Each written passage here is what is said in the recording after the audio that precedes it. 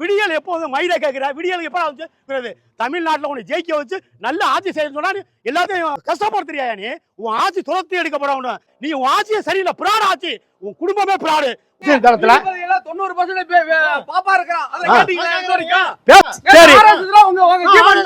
என்ன பேசினாரு? தப்பு, அதான் பேசாதீங்க. உங்களுக்காக அதெல்லாம் கிடையாது.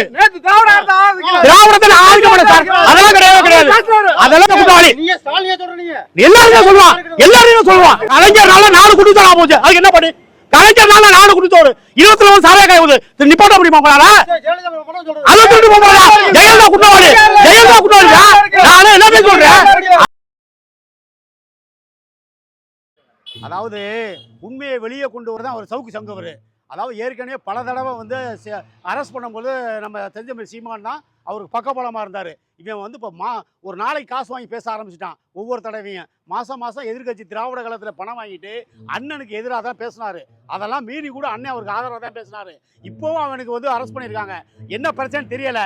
இருந்தாலும் அவர் அண்ணன் என்ன சொல்கிறாருன்னா, அதாவது குற்றத்தை எது சொல்கிறோன்னா நீ அரெஸ்ட் பண்ணுவியா, உண்மையை யார் தான் சொல்கிறது, அதான் அண்ணன் சொல்கிறாரு. அதனால் இனிமேல் வரும் காலங்களில் இவர் சவுக்கு சங்கர் என்ன பண்ண உண்மையா இந்த தமிழ்நாட்டில் உள்ள சட்ட பிரச்சனை எல்லாம் உண்மை எடுத்து சொல்றதுக்கு சொன்னாக்கான கண்டிப்பாக சிந்தாமணி சீமான் அவனே ஆதரவு கொடுக்குற மாற்றுக்கிறது கிடையாது. நாளுக்கு ஒரு பேச்சு, மேனிக்கு ஒரு பேச்சு பேச சொல்கிறேன். காசுக்காண்டி என்றைக்குமே தன்னுடைய இதை பேசக்கூடாது சார். அதாவது சார், சட்டப்படி நாட்டில் எவ்வளோ பிரச்சனை இருக்குது. இன்னைக்கு விடிஞ்சா ஒரு சட்டம் எல்லாத்தையும் பேச மக்கள் கண்டிப்பாக பேசுவாங்க. ஒன்றும் இல்லை சார். இப்போ யார் சார் அரசாட்சி பண்ணுறது? ஸ்டாலினா, உதயநிதி ஸ்டாலினா, சபரிவாசனா? உண்மை தன்மை தெரியணும். இப்போ பாருங்களேன், எல்லாம் ரிட்டையர்ட் ஆகிட்டு பணம் கிடைக்கல. அது புரியுங்களா? அதாவது பென்ஷன் தர 60 வருஷம் கஷ்டப்படுறான், 40 வருஷம் அரசு ஊழியராக இருக்கான். முடிஞ்சவனா அவனுக்கு நிதியினுடைய அங்கீகரிக்கணும். ரிட்டையர்ட் ஆகணும், பணம் கொடுக்குறதில்ல. பென்ஷன் சிஸ்டம் மாற்றிட்டான். இவங்க என்ன பண்ணுறானாக்க ஃபஸ்ட்டு பென்ஷன் திட்டம் வந்து ரிட்டையர்ட் ஆனவொன்னே இவர் இறந்தால் கூட ஒரு சம்சாரத்துக்கு கூட அந்த பணம் வரும். இப்போ என்ன பண்ணுறானுங்கன்னா, நீங்கள் உள்ள வந்து 2003 இந்த சிஸ்டத்தை மாற்றுறாங்க. அதுக்காக தான் ஒரு போராட்டம். பழைய திட்டம் எங்களுக்கு வேணும், புரியுங்களா? அதை வந்து இந்த பிடிக்கிற பணத்தை இவங்க கவர்மெண்ட்டுக்கே கொடுத்து வட்டிக்கு வாங்கி தான் சார், அதில் தான் சார் நிதி டெவலப்மெண்ட் ஆகி பென்ஷன் கொடுக்குறாங்க. இப்போ என்ன பண்ணுறாங்கனாக்க அது உண்மை தன்மை இல்லை. சரியாக பென்ஷன் தாருக்கு பணம் போகிறதில்ல. இப்போ ஒன்று போக்குவரத்துறை எடுத்துக்கிட்டா பல பேர் ரோட்டில் நிற்கிறான். 17,000 கோடி நிலுவை. நீ என்ன மயத்துக்கு நிர்வாகம் நடத்துகிற? இன்னும் நீ எதுக்கே நடத்துகிற? நீ போக்குவரத்துறையில் ரிட்டையர்டாக அன்றைக்கே செட்டில்மெண்ட் பண்ணு. ஏன் நிர்வாகம் பண்ணுற? ஏன் பிரைவேட்டுக்கு அங்கீகரிக்கிற? இது மாதிரி பல்வேறு பிரச்சனை வருது. பப்ளிக்கில் எல்லாம் பேசத்தான் சொல்லுவான். பேசுகிறவன் நீ அரசு பண்ணவும் தகுதி கிடையாது. 1922 ஆக்டிகல்ஸ் 71 பேசுகிறோம். நீ செய்கிற தப்ப எவனா சொல்றது? இப்போ யார் நிர்வாகி? ஸ்டாலினா, உதயநிதி ஸ்டாலினா, இல்லை சபரிவாசனா? யாரா பண்ணுறது? 24 மணி மதுபான கடையை திறந்து யாரை கெடுக்க பண்ணுற சார்? எதிர்கட்சி சரியில்லை சார். அதாவது இப்போ இருக்க அரசு ஊழியெல்லாம் பிச்சைக்கார மாதிரி பண்ணுறான் சார். அரசு ஊழியரை வச்சு நீ செய்ச்சிடல. கலைஞர் காலத்தில் அரசு ஊழியர் உனக்கு உண்மையாக இருந்தாங்க. ஆட்சி அமைக்க அரசு ஊழியர் உண்மையாக இருந்தா. நீ உண்மையாக இருக்கிற அரசு ஊழியருக்கு ஏன் பென்ஷன் என்ன கட் பண்ற? நீ ஏன் சிஸ்டத்தை மாத்துற? பழைய மருமே கொண்டு வா. உனக்கு என்ன இருக்குது சார்? எல்லாம் பிரைவேட் விட்டான் சார். சென்னையில் நீ பார்த்தீங்கன்னா துப்புரவு 15 மண்டலத்தையும் பிரைவேட்டை விட்டான். நீ ஏன் விடுற? கண்டிப்பாக கொண்டு வரலாம் சார். இவங்க இல்லை இருக்க பணத்தை பறிக்கணும் சார். சார் நான் வரிசையாக சொல்கிறேன் பாருங்க. இப்போ எடுத்துக்கிட்டீங்கன்னா ஜெகதர்சன் 3 லட்சம் கோடி இருக்கு. எங்கே இருந்துச்சு அந்த பணம்? உன்னுடைய பினாமி தானே டிஆர் பாலு. ஜெகதர்சன் இப்படி இப்போ உதயநிதி ஸ்டாலின் கூட திரும்ப மாவட்டத்தில் பழையாறு கூட பினாமி வச்சுருக்காங்க சார். மத்திய அரசு சரியில்லை. நீ ஏன் இடி ரைடு பண்ணணும்? ஒவ்வொருத்தருக்கும் என்ன சொத்து இருக்குன்னு பண்ணணும்ல. நீ ஏன் எதுவுமே பண்ண முடிய? மத்திய அரசு கூட்டுக்கலாணி சார். இன்னைக்கு மாநிலத்தில் எல்லா உரிமையும் பாதிக்குது சார். படிச்சவனுக்கு வேலை இல்லை, எம்ப்ளாய்மெண்ட் ஆபீஸே இல்லை. நீ ஏன் தனிச்சா போஸ்டிங் போடுற சார்? இப்போ வந்து டிஎன்பிசி நடத்துறான். விடியல் எப்போது மயிலை கேட்கிற விடியலுக்கு எப்போ வந்து விடியலுக்கு டிஎன்பிசி சம்மந்தம் இருக்கா? டிஎன்பிசி உண்ணாத ஜெனரல் நாலேஜை பற்றி கேட்கக்கூடியது. நீ வந்து கட்சியை கொண்டு அதில் திணிக்காத. நீ தனியாக அப்பாயின்மெண்ட் போடாத சார். எல்லாம் பார்க்குறீங்கன்னா உங்களுக்கு உள்ளாட்சியில் வந்து 2542 போஸ்டிங் போட்டிருக்காங்க. யாருக்குமே தெரியாது. எபோ 20 லட்சம் ரூபா எவன் தாலி எடுத்து பணம் கொடுக்குறது? தமிழ்நாட்டில் உன்னை ஜெயிக்க வச்சு நல்ல ஆட்சி செய்ய சொன்னா எல்லாத்தையும் கஷ்டப்படுத்துறியா நீ? உன் ஆட்சி துரத்தி எடுக்கப்படணும் சார். அதோட விட முடியாது சார். திராவிட ஆட்சி எடப்பாடி திருட்டு பாய. நீ கேட்கலாம்ல, நீ எதிர்கட்சி தானே, நீ என்ன சொல்லிக்கிட்டு இருக்க? நான் அதை தரேன் இதை தரேன், இலவசம் என்ன மாதிரி கொடுக்குறேன் சார்? நேற்று கூட 17,20,000 பேருக்கு பணம் கொடுக்குறேன். யாரை கேட்டா கொடுக்குறேன்? யார் வாசு ரத்து செஞ்சாலும் சார். சார் மக்கள் என்ன பண்ணுறாங்கன்னா சார், கலைஞர் காலத்துலேருந்து அரசு ஊழியர் வந்து சப்போர்ட்டட் பீப்புள். கலைஞர் காலத்தில் அரசு ஊழியர் வந்து இவங்க பண்ண மாவர இது ஒரு டிமாண்ட் வச்சு அந்த தலைவரெலாம் கண்டிஷன் பண்ணான் சார். வாக்கை மட்டும் வாங்கிக்கிட்டு எதிர்மறையாக நிற்கக்கூடாதுல்ல நீ சார். பிரிட்டிஷ்காரன் திட்டம் சார் இது. பிரிட்டிஷ்காரனுடைய திட்டம் இது, புரியுங்களா? ரிட்டையர்ட் ஆனாக்கா 40 வருஷம் கஷ்டப்படுற பணம் மயில கொடுக்குறதுக்கு உனக்கு என்ன தகுதி இல்லை, நீயா அதை க்ளோஸ் பண்ற உனக்கு என்ன அருகதை இருக்கு சார்? இதெல்லாம் வந்து எப்படின்னா இப்படியெல்லாம் ஒரு கூட்டம் போட்டு எல்லாம் பண்றோம், ஆனா உண்மை தன்மையே இல்லை. நம்ம என்ன பண்ணணுமோ ஆளுகின்ற அரசு இதெல்லாம் அடித்து துரத்து வருத்தப்படணும். ஒவ்வொருத்தரும் எவ்வளவு சொத்து இருக்கு பறிக்கணும் சார். சொல்ல போறீங்களா? இலங்கை போல வங்காளதேசம் போல மக்கள் விழித்து எழுயணும். எவன் அதிகமா சம்பாதிச்சோ பறிக்கணும்.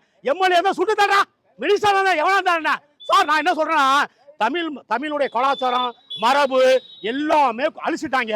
மதுபான கடையை கேட்காம திறக்கிறான். இதுக்கு ஒரு துறை சார்ந்த அமைச்சர் பா சுப்பிரமணியன், நீங்க சுகாதாரத்துறை மயில புடுங்கா இருக்க எல்லாரும் குடிகாரன் ஆக்கி வச்சுட்டு சார் இப்ப என்ன சொல்றான்னா இந்த சார் விடிஞ்சா 15,000 கோடி கொடுக்கணும் பணம். உரிமை தொகை ஒரு ஆளுக்கு 1000 ரூபாய்னா இப்ப வந்து ஏற்கனவே 1,13,00,000 பேருக்கு பணம் கொடுக்குறான். இப்ப எலெக்ஷன் வந்துருச்சு, நீ தேர்தல் ஆணையம் மயில புடுங்குறியா? உனக்கு 6 மாசம் டயத்தில் எந்த சட்டமும் நிறைவேற்றப்படக்கூடாது. நீ ஏன் 20,13,000 பேருக்கு பணத்துக்கு ஒப்புதல் கொடுத்த? தேர்தல் ஆணையம் சரியில்லை, மத்திய அரசு மோடி சரியில்லை, அமித்ஷா நாட்டை குட்டுச்சோரா போன்றான். இவங்க எல்லாம் கைக்கூலி தமிழ்நாடை வித்துட்டான். இவங்க எல்லாம் துரத்தி விரட்டி அடிக்கணும். இதுக்கு தமிழ் மக்களுக்கு புரியல சார். 1000 ரூபாய் கொடுத்தோன்னு அவன் திருட்டு பய 23 பேர் கூட்டணி தானே. 4 ஆண்டு ஆட்சி, ஏற்கனவே 20 ஆண்டு திராவிட கழகம் கலைஞர் ஆட்சி. என்ன நீ மயிலா புடுங்கின? எம்ஜிஆர் இல்லைன்னா நீ வாழ்க்கையே கிடையாது. நீ மக்களுக்கு 23 பேர் கூட்டணி, மதுபான கடை 24 கோடி, இது கற்பழிப்பு எல்லாமே ரோட்ல படுத்து கிடக்கிறான். சீப் சார் மயில பிடிக்கிறா சார். அவங்க சமூகத்தை போட்டிருக்கான் சார். இன்னைக்கு ஆளுகின்ற அரசு எல்லா உயரிய பதவியும் அவங்க சமுதாயத்தை ஆள தான் போட்டிருக்கான். புரியுங்களா? ஜாதிவாரி கணக்கெடுப்பா இதே அன்புமணி ராமதாஸ் 1980 மாநாட்டில் அறிவிக்கிறாரு. நீ நடைமுறைப்படுத்த முடியுமா? நிதிஷ்குமார் பண்ணிட்டாரு பீகார்ல. என்ன 13 கோடி பேரை 500 கோடி தான் செலவு, 13 கோடி வாக்காளர், 2.6 மக்களை வச்சு 45 நாள்ல கணக்கு எடுத்தான். ஏன் நீ எடுக்கலாத? நீ அதுக்கு அங்கீகரிச்சியா? நீ உன் ஆட்சியே சரியில்லை, பிராடு ஆச்சு, உன் குடும்பமே பிராடு. உனக்கு என்னைக்கே சார். நான் என்ன சொல்றேன்னா இருக்கு எல்லாரும் கேட்பாங்க சார். நடைமுறை தான் பேசலாம், புரியுங்களா சார்? நீங்க சொல்றதெல்லாம் கரெக்ட். அதாவது நல்லா கேட்கணும் சார். நான் சொல்ற கேளுங்க, கேட்போம் இருங்க, அதை கேட்போம் சார். நீங்க சொல்ல போனா இருங்க, டிஆர் பாலு இருங்க, டிஆர் பாலு மன்மோகன் சிங் காலத்துல பேசுவோம் சார். உங்களுக்காக பேசுறோம், பொதுவா பேசுறோம். சரி, என்ன பேசினாரு? தப்பு, அதெல்லாம் பேசாதீங்க. உங்களுக்காக சார் வர்றாரு, அதெல்லாம் கிடையாது. திராவிடத்தை ஆளுக்க மாட்டேன் சார், அதெல்லாம் கிடையாது. அதெல்லாம் கிடையாது சார். பாரதி அவர் வந்து பாரதி அரசு கூட்டத்துல என்ன திராவிட கழகத்துல நான் இத்தனை நாள் பேசுறேன், என்ன பண்ணீங்க? என்ன அர்த்தம்? சரி, இப்ப என்ன தெளிவு இல்ல? ஐயோ அப்படி எல்லாம் இல்ல சார், அப்படி எல்லாம் இல்ல சார். சார் நான் மோடியே குற்றவாளிங்க சார், வேற என்ன மாட்டு கருத்து இருக்கா? மோடி மத்திய அரசு குற்றவாளி, எல்லாரும் சொல்லுவான். தப்பு செஞ்சா எல்லாரும் குற்றவாளி, அது மாட்டு கருத்து கிடையாது சார். இருங்க, மத்திய அரசுக்கு என்ன கொள்கை இருக்கு? எத்தனை கொள்கை இருக்கு? நீ ஈடி ரைடு பண்ற, ஈடி ரைடு இருக்கு இல்லையா? நான் எங்க கொள்கை தமிழ் தேசிய கொள்கை இருக்கு சார். அப்படியே இருக்கு, பேசுறாதீங்க சார். நாங்க தான் சார் வந்து நிக்கிறோம். அரசு கூட்டத்துல என்ன பேசினாரு? நான் 5 வருஷமா திராவிட காலத்தை ஆதரிச்சு பேசுறேன். ஏன்னா இப்ப வந்து நான் பிஜேபி பேசுறேங்கிறாரு. அதெல்லாம் கிடையாது.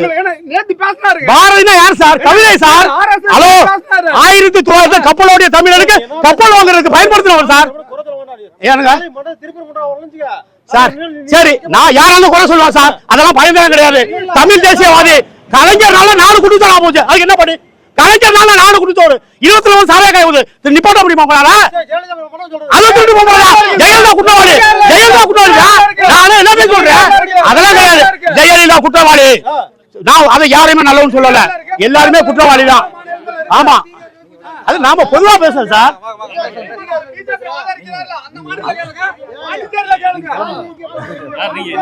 நான் கட்சிக்காரர் சார், நான் கட்சிக்காரர். அவங்க இடத்துல வந்து நம்ம என்ன, நீங்க எதுக்கு நான் தப்பா பேசலையே, நான் தப்பே கிடையாது.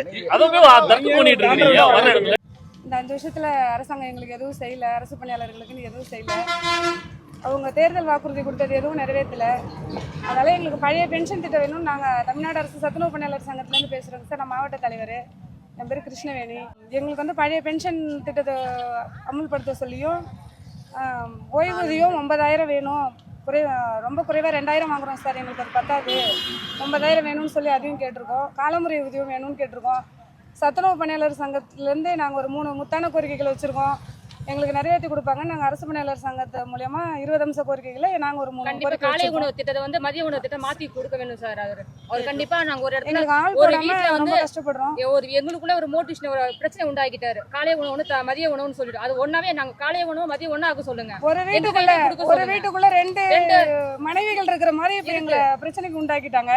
காலை உணவு திட்டத்தை வேற யாரும் ஆமா கான்ட்ராக்டர்கிட்ட கொடுத்துட்டு அவங்க ஒண்ணுமே இல்லாத ஒரு 100 பிள்ளைங்க இருக்குன்னா அங்க 3 இருக்காங்க, 3 ஆள் இருக்காங்க சமைக்கிறதுக்கு இன்சார்ஜ்னு போட்டிருக்காங்க. ஆனா நாங்க 300 பிள்ளைங்களை வச்சுக்கிட்டு சமைக்கிறதுக்கு ஒரு ஆயா தான் வச்சு சமைக்கிறோம். எங்களால அங்க சமாளிக்க முடியல. எல்லா ஆர்கனைசருமே ஸ்கூல்லே தான் காயின் இறக்கி கொடுக்கும், மற்ற வேலை செய்யவும் செய்கிறோம்.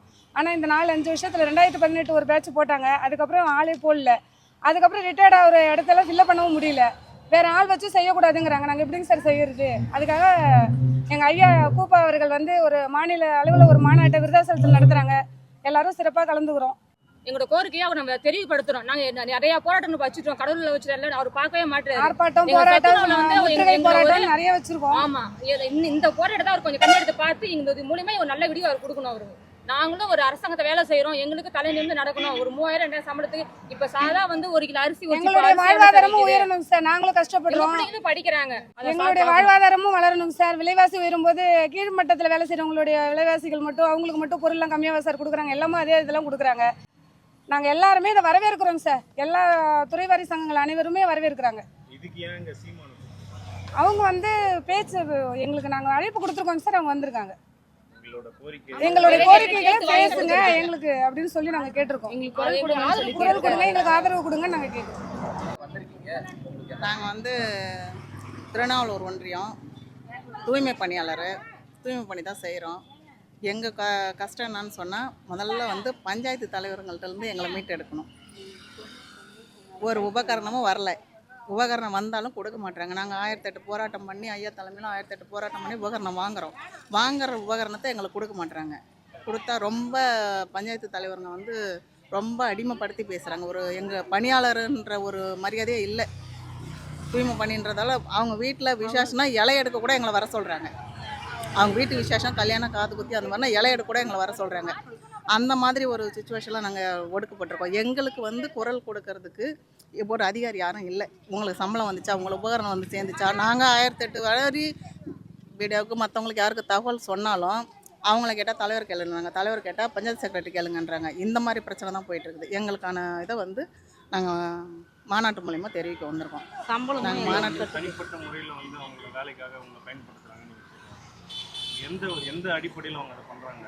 நீங்கள் வந்து தூய்மை பணியாளர் தானே, நீங்கள் தூய்மை பணியாளர் தானே, நீங்கள் வந்து ஊருக்கு எந்த வேலைன்னா நீங்கள் தான் செய்யணும் அப்படின்னு சொல்லலாம். அதே மாதிரி உபகரணம் வந்தால் கொடுக்க மாட்டுறாங்க. இந்த மழை காலம் வந்துச்சு தண்ணி நிற்கிதுன்னா நீங்கள் வாங்கன்னு சொல்கிறாங்க. அங்கே போனால் எந்த உபகரணம் எங்களுக்கு கொடுத்தா தான் நாங்கள் செய்ய முடியும். எங்கள் வீட்டில் வச்சுருப்போம், நீங்கள் அப்பப்போ வந்து எடுத்துக்கோங்க, திருப்பி கொண்டு வந்து எங்கள் கிட்ட கொடுத்துருங்க. டெய்லி நாங்கள் காலைல 6 மணிக்கெலாம் அட்டனன்ஸ் போடணுன்றாங்க, 7 மணிக்கு அட்டனன்ஸ் போடணுன்றாங்க. அந்த குழந்தைங்கள விட்டுட்டு மற்ற விஷயங்களை விட்டுட்டு தான் நாங்கள் போகிறோம்.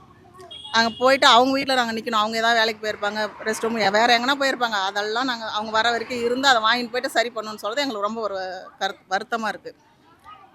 இன்னொன்று என்னன்னு சொன்னால், இப்போது சாதாரணமாக தூய்மை பணிக்கு வந்தால் கூட ஒரு 8வது வரைக்கும் படிச்சிருக்கணும்னு கேட்குறாங்க. இந்த தலைவருக்கு எந்த ஒரு தகுதி இல்லாமல் ஒரு டிகிரி முடித்தவங்க அந்த மாதிரி ஏதாவது ஒரு தெரிஞ்சவங்க இருந்தாக்க எங்களை பணியாளர்களை எப்படி வழிநடத்தணும்னு தெரியும். தெரியாத ஒரு எந்த ஒரு அடிப்படையும் இல்லாத ஒரு பஞ்சாயத்து ஊராட்சி தலைவர் வரலாம் அப்படின்னு ஒரு விதிமுறை இருக்கிறதுனால தான் யார் வேணாலும் வந்துடுறாங்க. பணம் இருக்கிறவங்க, ஆதிக்கம் இருக்கிறவங்க அந்த மாதிரி வந்துடுறாங்க. வந்ததுக்கப்புறம் எங்களை வழி நடத்துறது எப்படின்றது தெரிய மாட்டேங்குது. அதுக்கு வந்து ஏதாவது ஒரு ஒரு ஊரை ஆள்றாங்கன்னாக்க அவங்களுக்கு ஒரு தகுதி இருக்கணும். அந்த தகுதியை ஒரு கோரிக்கையாக வைக்கிறோம். ஆமாம், எங்களுக்கு வந்து 8வது படிச்சிருக்கணுன்றாங்க. தகுதி வேணும். அந்த மாதிரி வச்சாக்க தான் எங்களை வந்து அவங்களுக்கு கீழே ஒரு நாங்கள் 10 பஞ்சாயத்து ஸ்டாஃப் இருக்கிறோன்னா எங்களை எப்படி வழி நடத்தணும்னு அவங்களுக்கு தெரியும். அதை நான் கோரிக்கையாகவே வைக்கிறேன். ஒரு அகவலைப்படி ஏற்றுறாங்க அப்படின்னு சொன்னாக்கா ஏற்றுறாங்க. அது எங்களுக்கும் வந்து சேரும் போது வந்து எங்கள் டிபார்ட்மெண்ட்டில் இருக்கிறவங்க வந்து அதை உரிய நேரத்தில் எங்களுக்கு கொடுக்க மாட்டாங்க. நாங்கள் அதை திரும்ப ஒரு 2 பேர் 2% அகலப்படி உயர்த்தினாலும் அதை வந்து நாங்கள் வாங்குறதுக்கு 1008 போராட்டம் பண்ணி கேட்டு அதை கால்குலேஷன் பண்ணி கொடுக்கறதுக்குள்ள போதண்டா சாமின்ற மாதிரி இருக்குது. அது நேரடியாக ஒரு உதவி எங்களுக்காக அறிவிக்குது கவர்மெண்ட்னா அதை நேரடியாக எங்களுக்கு சேரணும். அதுக்கு தகுந்த மாதிரி ஒரு பஞ்சாயத்தில் வேலை செய்கிற தூய்மை பணியாளர், தூய்மை காவலர், OHT ஆப்ரேட்டர் இவங்களை மட்டும் சம்பளம் போய் சேருதா, இவங்களுக்கான உபகரணம் கிடைக்குதா, அதை கண்காணிக்கிறதுக்குன்னு ஒரு அதிகாரியே போட்டு பார்த்தா கூட பரவாயில்ல, நல்லது. அதே மாதிரி நாங்கள் வேலை செய்யறதையும் கண்காணிக்கிறதுக்கு எல்லாமே ஒரு அதிகாரி, தனி அதிகாரி இருந்தாக்க வரவேற்கிறோம். 10,000 சால்பனுடைய 21 ஆண்டு காலமாக 41 மாத பணிக்காலத்தை பணிக்காலமாக ஆக்க வேண்டும் என்று நாங்கள் நீதிமன்றம் சொல்லி நீங்கள் இது வந்து அமுல்படுத்தவில்லை. அதனால் எங்களுடைய கோரிக்கை இதை நிறைவேற்றி எங்களுடைய அன்பு வேண்டுகோளை நிறைவேற்றி எங்களுக்கு ஆதரவு கொடுக்குமாறு வேண்டி கேட்டுக்கொள்கிறேன். நீங்க எத்தனை வருஷமா போராட்டம்? 21 ஆண்டு காலமாக போராடுறோம். அப்போனா 2 ஆட்சி மாறிடுச்சு. அதனால் இதுவே உங்களுடைய நிறைவேற்றினுடைய சூழ்நிலையை அடுத்த காலகட்டத்தில் நீங்கள் வந்து செய்யாமல் இருந்தால் எங்களுக்கு யார் செய்வேன் என்று எங்களுக்கு அனுமதி இல்லாமல் நாங்கள் ஈடுபடுகிறேன். அதனால் நீங்கள் செய்து எங்களுக்கு அனுமதி கொடுக்குமாறு வேண்டி கேட்டுக்கொள்கிறேன். ரொம்ப அவதிப்படுறோம். நீதிமன்றமும் சொல்லி நீங்கள் அதை வந்து கவனிக்காமல் இருக்கிறீர்கள். அதனால் நாங்கள் சாலை பணியாளர், நான் 21 வருஷமாக போராட்டம் பண்ணுறேங்க. முதலமைச்சருக்கு பல கோரிக்கை நாங்கள் வச்சுங்க. அவர் இதுவரையும் எங்களுக்கு எந்த ஒரு இது நாங்கள் சொல்லலை. தயவு செஞ்சு அவர் வந்து எங்களுக்கு உடனடியாக 41 மாத பணிக்காலமாக அறிவிக்கணும். நாங்கள் ரொம்ப கஷ்டப்பட்டு வந்து போய் கிருஷ்ணகிரி மாவட்டத்திலேருந்து நான் வந்துக்கிறேங்க. நன்றி.